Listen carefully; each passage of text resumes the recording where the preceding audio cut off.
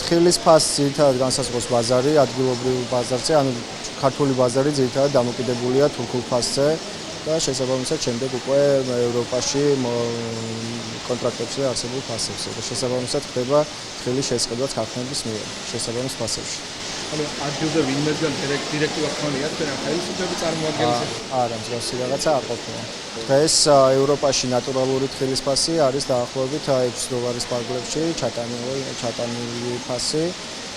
ხოლო ადგილზე გაუტეხავი თხილი დღეს დაახლოებით 4 და 30 კილოგრამი. Davali ფასის მიზეზია დამოკიდებული თურქეთში დღეს ეს ფასის შემცირება გამოიწვია მათმა ჭარბმა მოსავალმა. შარშან შედარებით მაღალი იყო ფასები წლევანდელთან შედარებით, თუმცა წელს ბაზიდან გამომდინარე, იმ მოსავალიდან გამომდინარე, რასაც ხელოდებიან, ფასებმა იკლო შესაბამისად ჩვენთანაც ფასები თურქეთთან შესაბამისია. თქვენ გამორიცხავთ, რომ ვინმე ხელისუფლებიდან ერეოდეს? არა, ეს ზოგადად მსოფლიო ბაზარზე არის ფასები დამოკიდებული და ამაში ხელისუფლების ჩარევა არის თითქმის შეუძლებელია ამ შემთხვევაში. თხილის ბაზარზე ფასს განსაზღვრავს მოთხოვნა და რაც შეეხება მსოფლიო ბაზარს, მასზე დიდ გავლენას ახდენენ თურქი მწარმოებლები, რომლებიც ძალიან იაფად ყიდიან თავიანთ პროდუქტს, რაც თავის მხრივ ზემოქმედებს ქართული თხილის ფასზე. საქართველოს ბაზარზე თხილის ფასი რეგულირდება საბაზრო ფაქტორებით. ეს ყველაფერი არის ურთიერთობა მყიდველსა და გამყიდველს შორის. თუ გამყიდველს არ ყავს მყიდველი, ეს მას უბიძგებს პროდუქცია გაყიდოს დაბალ ფასად. სოფლის მეურნეობის სამინისტრომ მოგწერა თუ რატომ იყო დაბალი ფასები თხილზე. ჩვენ მათ ვუპასუხეთ, რომ ამას განსაზღვრავს ბაზარი. მე პირიქითაც ვიტყოდი, სახელმწიფო გარკვეულწილად უნდა ჩაერიოს თხილის ფასების რეგულაციაში, მაგრამ ეს ზოგ შემთხვევებში მიუღებელია. დღეს საქართველოში თხილის ბაზარი არის თავისუფალ, საბაზრო ეკონომიკის პრინციპებზე აგებული, რასაც არეგულირებს კანონი და ხელისუფლება იცავს ამ კანონს.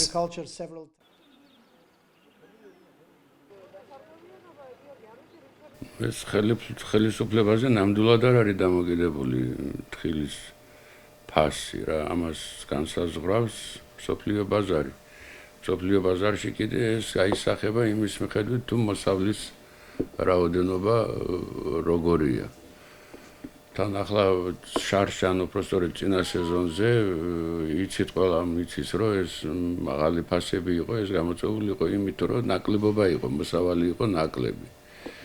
წელს კიდე იმდენად დიდი მოსავალია, ყველაზე უფრო მეტად ეს თურქეთში და ჩვენთანაც ყველამ ხო იცის, ახლა თვითონ მოსახლეობამაც იცის, რომ წელს იყო სერიოზული მოსავალი და აქედან გამომდინარე, მსოფლიოში როდესაც სიჭარბეა თვითონ პროდუქციის ფასი თავისთავად დაბლა მოდის და თან ერთი სიცაა, რომ შარშანდელმა გაგიჟებულმა ფასებმა ასე ვთქვათ მიაჩვია ხალხი თუ უბრალოდ მოეწონა ხალხს რა ეს და ცხადიცაა მოეწონებოდა ასეთი ფასები, მაგრამ ეს იმას ხო არ ნიშნავს, რომ ყოველთვის ასე იქნება. უბრალოდ გაიხსენოს ყველამ, რომ იყო თხილის ფასი 3 ლარი, 4 ლარი, 2 ლარიც კი იყო. მე ახლა 19 წელიწადია უკვე ამ საქმეში მუშაობ და მახსოვს ასეთი ფასები ჩვეულებრივად მუშაობდა და ახლა უცბად შარშანდელმა სეზონმა სურვილი გაუჩინა ყველას, რომ ყოველთვის მაღალი ფასი იყოს, მაგრამ სამწუხაროდ ეს ასე ვერ იქნება ალბათ. თქვენ ვინმე ან გუბერნატორი ან ვინმე სხვა ხელისუფლებიდან გაიძულებთ, რომ ფასი იყოს დაბალი და ამ ფასში მიიღოს? საიდან მოვიდა საერთოდ არანაირი უბრალოდ გასაუბრებაც კი ან მინიშნებაც კი ან არაფერი ამ მსგავსი არ ყოფილა და ვერც იქნება ეს რა. მე თხილს ყიდულობ შესყიდვას ვაწარმოებ და იმ ფასად თუ რომელი ფასიც ჯდება გადამუშავების შემდეგ იქით გასაყიდ ფასში. ესა მეტი სხვანაირად ეს ამის წარმოდგენაც კი მე არ შემიძლია თუ როგორ შეუძლია ამაზე ზემოქმედება მოახდინოს ხელისუფლებამ რა ეს იქნებოდა ძალად დაბრალებული რა. ახლა რა ვირს დაახლოებით ბირჟებზე რა ფასებია? აქაური გაუტეხავი თხილის ფასის იმასთან შეფარდება სხვანაირად ხდება რა. ახლა სადღაც $5.5 ფარგლებშია ახლა ჩატანილი გული, თხილის გული. მაგრამ 1 კილოგრამი თხილის გული რომ მიიღო, ამას 3 კილო გაუტეხავი თხილი არ ეყოფა რა. და აქედან გამომდინარეა ეს რომ ფასები თან არის ისე ასე ვთქვათ მეორად პროდუქციას ეძახიან დამჭკნარი, რომელსაც საერთოდ გასაღება უჭირს. არადა ეს თვითღირებულებას ცვლის სერიოზულად რა, თხილით, როდესაც იმას ვერ გაყიდი.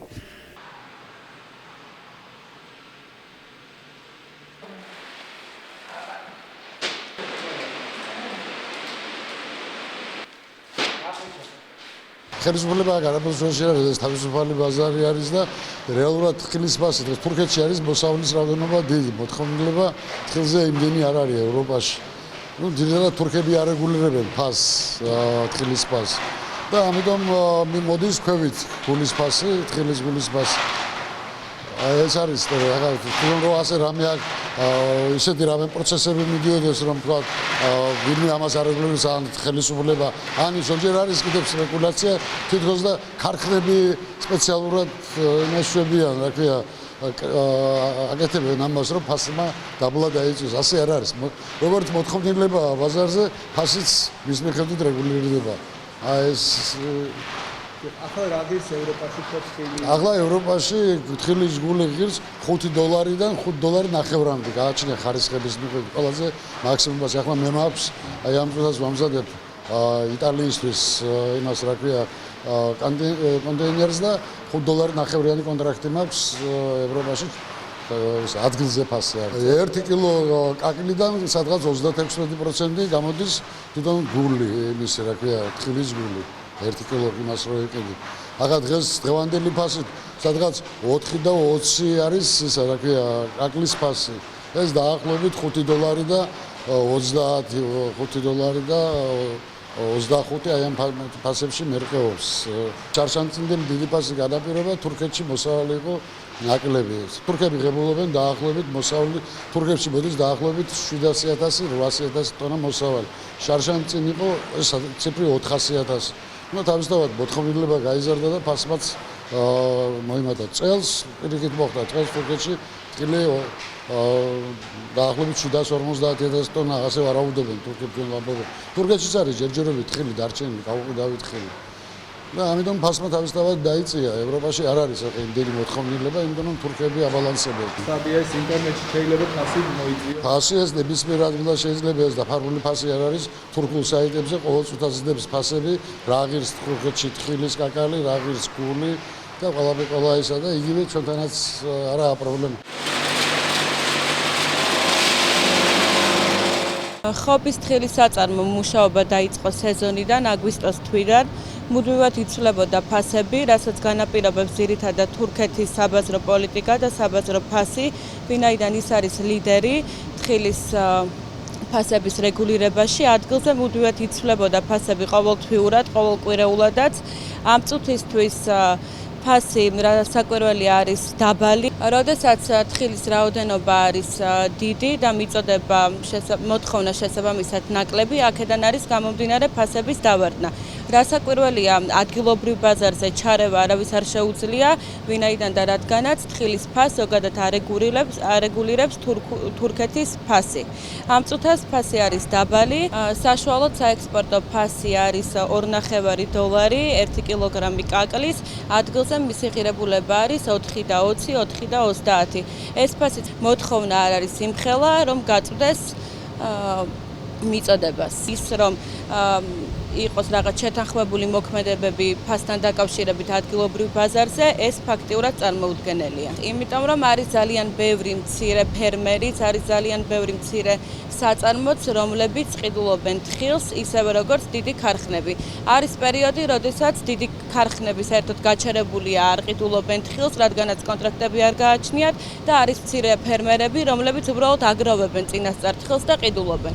იმის თქმა, რომ ზოგადად თქვათ წლევანდელი წლის მდგომარეობით ხდება ფასების რეგულირება რომელიმე ქარხნებს შორის, ყოველ შემთხვევაში ჩვენ ესეთი არც მსმენია და არც ჩართულები არ ყოფილვართ არანაირად ესეთ საქმიანობაში. კიდევ ერთხელ რომ დავაზუსტოთ, ვინმე მოსულა ოდესმე თქვენგან, თქვენთან ხელისუფლებიდან და უთქვამს თუ არა, რომ ეს ფასები შეგენარჩუნებინეთ, ან არ გაგეტანეთ პროდუქცია საზღვარგარეთ.